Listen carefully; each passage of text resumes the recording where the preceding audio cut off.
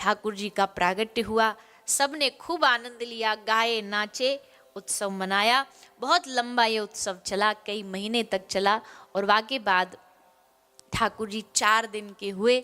4 दिन के हुए तो इनसे मिलने के लिए, दर्शन भेंट करने के लिए ठाकुर जी के परम मित्र पधारे, बेस्ट फ्रेंड पधारे। ठाकुर जी के बेस्ट फ्रेंड कौन है? शंभो महादेव। महादेव प्रभु के दास भी हैं, स्वामी भी है, मित्र भी हैं, सखा भी है, सब भाव है महादेव। तो वो महादेव ने सोचा चलो आज ठाकुर जी के दर्शन कराते। हर अवतार में आते हैं महादेव दर्शन करने, और हर अवतार में इनको एंट्री नहीं मिलती, क्योंकि रूप ऐसा अवगढ़ रूप है कि देख करके बड़े बड़े हाँफ जाए, बड़े बड़े हैरान हो जाए। और इनको कहा भी, पार्वती जी कह रही कहाँ जा रहे हो? बोले लाल जी का दर्शन करने जा रहे। पार्वती जी बोली रूप देखा है अपना? अरे जच्चा बच्चा 5-7 दिन के तो हैं, अभी 4-5 दिन के तो हैं, कौन तुम्हें भीतर घुसने देगा? नहीं, कोई दूसरा रूप बदल के ये सांप वगैरह सब उतार के जाओ।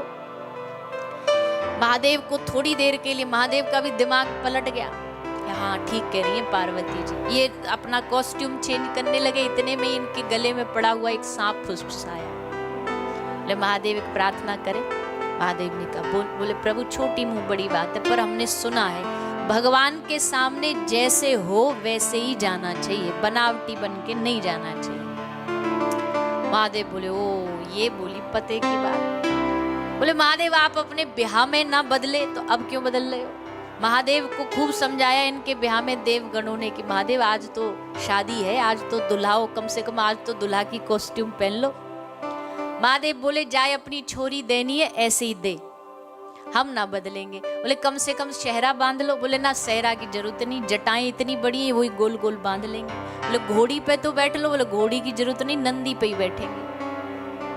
और नंदी पे भी कैसे बैठे? सीधे ना उल्टे बैठे, उल्टा मुंह करके नंदी पे बैठ गए। देवगण चले, महादेव की बारात चली। अब देवताओं को थोड़ा ने इंसल्ट फील होने लगा। बोले अरे अच्छा ऐसा दूल्हा जाए तो दूल्हे की तो पूछो नहीं, बारातियों की भी पूछ नहीं होगी, वो रोटी पानी भी ना पूछेगा। तो देवताओं ने बड़ा दिमाग लगाया कि महादेव पहुंचे उससे पहले, दूल्हा से पहले हम पहुंच जाते, पहले खा पी लेंगे, क्योंकि दूल्हा पहुंचने के बाद तो हम डंडों से भगाए जाएंगे, पहले पहुंच जाते हैं। तो सब देवता छोड़ के भाग गए बेचारे, महादेव जी दूल्हा अकेला रह गए। महादेव ने कहा अच्छा हमको धोखा दोगे, पर चिंता ना करो हमारे पास भी कोई कमी थोड़ी है। एक डमरू बजाया, और जैसे डमरू बजाया सारे विश्व के जितने शमशान भूमि के जितने भूत प्रेत सब महादेव की बारात में आ गए। अच्छा कैसी बारात है? कोई मुखहीन विपुल मुख का हो। बारात ऐसी है किसी का मुंह ही नहीं है। अब सोचो सामने बिना मुंह वाला आपसे आकर के पूछे कैसे हो, तो आदमी तो वैसे ही डर के भग जाए। किसी के 4 हाथ हैं तो किसी के हाथ ही नहीं, किसी के 100 हाथ हैं। बड़ी विचित्र बारात महादेव की चलती हुई हिमालय राजा की नगरी में पहुंची। वहां माता सुनैना हाथ में आरती की थाली लेकर के खड़ी थी। आरती लेके खड़ी, बराती पहुंचे। बराती में सबसे आगे इंद्र देवता। मैना जी ने कहा लाओ लाओ लाओ दिया जलाओ। दामाद जी आ गए, संग में नारद जी खड़े थे। नारद जी बिचौलिया थे ना शादी के, इनने ही रिश्ता करवाया था। नारद जी बोले नाना देवी ये दुल्हा ये नहीं है, ये दुल्हा नहीं है तो कौन है? बोले ये तो उनके यहाँ पानी भरते हैं। माता बोली वाह, जब पानी भरने वाला इतना सुंदर और इतना ऐश्वर्य वाला तो दुल्हा कैसा होगा। आगे कामदेव आया। मैया फिर बोली ला लो आरती तैयार, दूल्हे राजा आ गए। नारद जी बोले ये तो पांव दबाते हैं दूल्हे राजा के। मैया बोली ये इतना अच्छा तो दूल्हा कितना। नारद जी बोले रुक जाओ बस आ रहे हैं थोड़ी देर में देख लेना। अरे नारद जी हम आपका कितना धन्यवाद दे, आपने तो हमारी पुत्री का जीवन बना दिया, इतना बढ़िया दूल्हा ढूंढा। नारद जी मनी मन सोच रहे ये बात दूल्हा देख के बोलो तब माने। अभी तो बोल रही हो पर ने 5 मिनट वेट करो, दूल्हा देखने के बाद भी यही धन्यवाद दो तब पता लगेगा। सोई महाराज देवताओं की बारात खत्म हुई और असली बारात चालू हुई। और जैसे बारात चालू हुई, कोई उड़ता आ रहा है भूत, कोई गिरता पड़ता लोटता लोटता आ रहा है, पूरी विचित्र बारात। बोले इसमें दूल्हा राजा कहाँ है? बोले वो देखो नंदी पे जो उल्टे मुंह बैठा है, वो दूल्हे राजा है। अब मैया के तो हाथ पांव कांपे।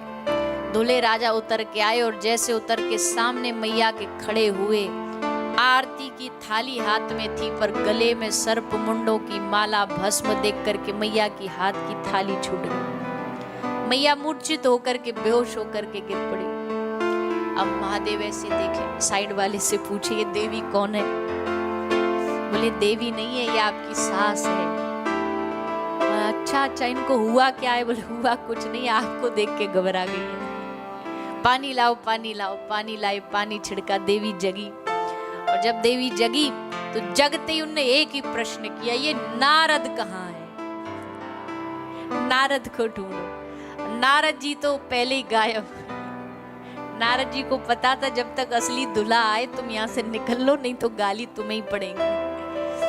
पर फिर आए, आकर के नारद जी ने समझाया स्वरूप पे ना जाओ, ये स्वरूप में भरे औघड़ दानी है, लेकिन इनका स्वभाव कर्पूर गौरम करुणावतारम।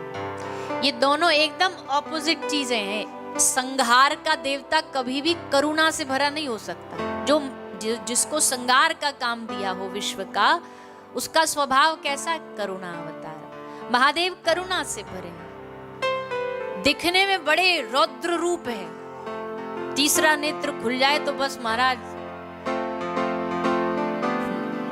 एक बहुत प्राचीन दृष्टांत है, कोई शास्त्र का नहीं है, ऐसे ही दृष्टांत सुनाते हैं कि महादेव की मंदिर में एक चोर गया चोरी करता करता। अब चोरी करनी तो उसे कहीं अच्छी जगह पड़ती, पर रात को कहीं उसका मौका बना ही नहीं।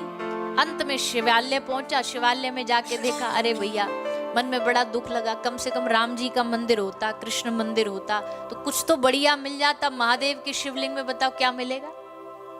राम जी के मंदिर में जाते तो कम से कम धनुष बाण मिल जाता, भगवान कृष्ण की क्या पता चांदी बांसुरी मिल जाती। महादेव के पास तो कुछ नहीं। तो ऐसे लेफ्ट राइट देखता, ढूंढता ढूंढता उसने देखा शिवलिंग के ऊपर एक घंटी लटकी। बोले चलो कम से कम यही ले लेते, यही उतार लेते। अब उतारे कैसे? उतारने के लिए कोई टेबल कुर्सी ढूंढी, न मिली, कुछ ना मिला तो बोला महादेव की शिवलिंग पे चढ़ के घंटी उतारने लगा। महादेव की शिवलिंग पे चढ़ के घंटी उतारी, सो इतने में ही महादेव शंभु प्रकट हो गए। प्रकट हुए, अब ये थर थर कांपे कि आज तीसरी आंख तुझ पे ही खुलेगी और तू भस्म होगा। पर महादेव ने पकड़ के इसको गले से लगा लिया। बोले हम तुझ पे बड़े प्रसन्न हैं। बोला काहे को प्रसन्न है, हमने तो गलती करी। बोले ना ना हम प्रसन्न हैं। बोले क्यों प्रसन्न है?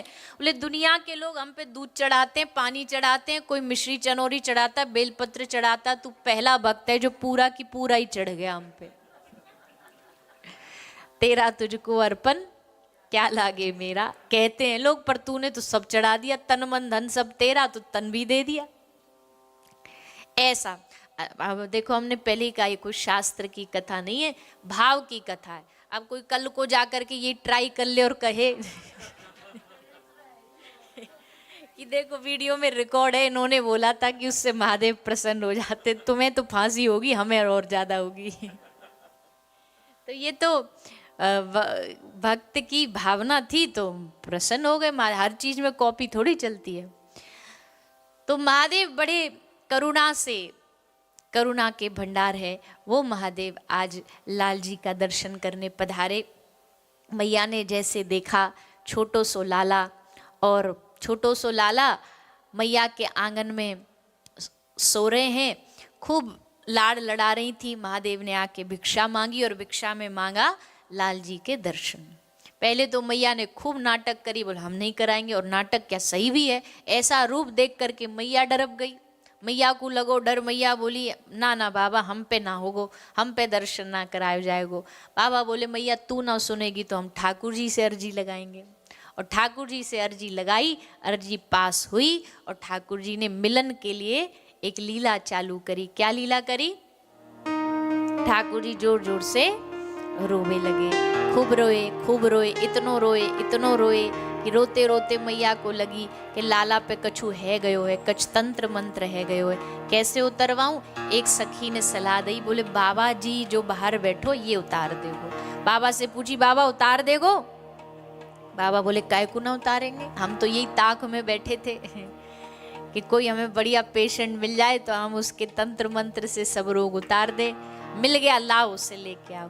ठाकुर जी को लाया गया और ठाकुर जी जैसे ही महादेव से मिलते हैं, देखते ही दोनों के चेहरे पर प्रसन्नता, दोनों मिले। महादेव ने प्रभु को देखा और देख करके आनंद से भर गए। आनंद से भरे मैया भी अब तो एकदम निश्चिंत हो गई कि हाँ चलो सब सेट हो गया। लाला चुप हो गए और बाबा जी तो मतलब समझदार है, पहुंचो हो बाबा है, कोई ऐसो ना है। बड़ी प्रसन्न हुई।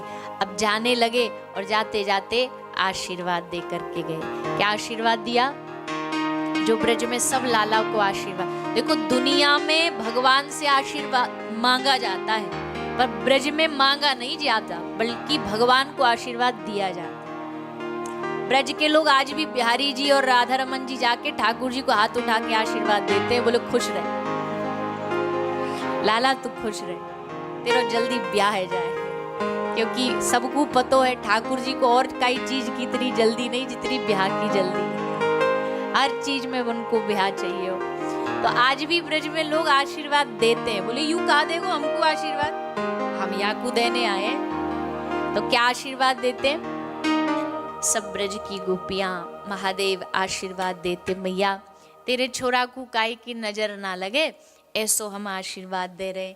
गोपीन ते मैया कहती सब मेरे लाला को आशीर्वाद दे के जाओ, या खूब बड़ो बने, या कि बढ़िया बहू आ जाए, या को ब्याह है जाए।